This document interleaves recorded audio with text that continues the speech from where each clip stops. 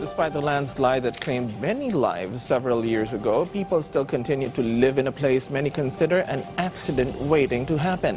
On Thursday, people were reminded yet again of the potential hazards of living in Payatas. Patrick De Jesus has the full details. 25 families in Barangay Payatas, Quezon City now need to evacuate or find a new home. This after a landslide hit a residential area in Sampaguita Extension last week due to heavy rains and which has now been declared a danger zone.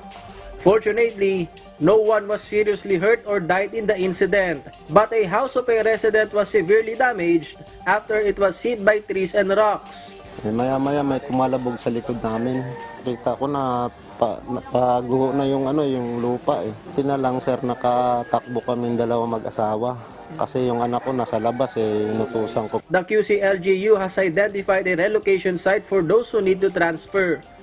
Barangay officials have also talked with them regarding the assistance they will provide in transferring their staff. Hindi mo ba kayo nalulula?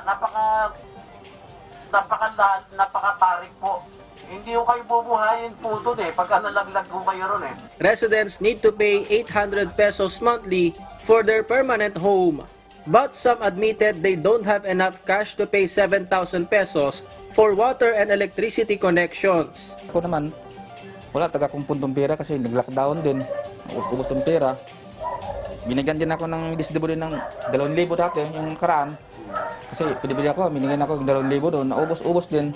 Edilberto meanwhile said it would be hard for him to leave his house on which he spent part of his earnings.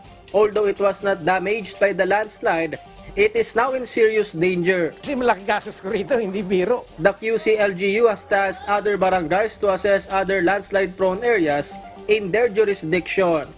Patrick De Jesus for The Nation.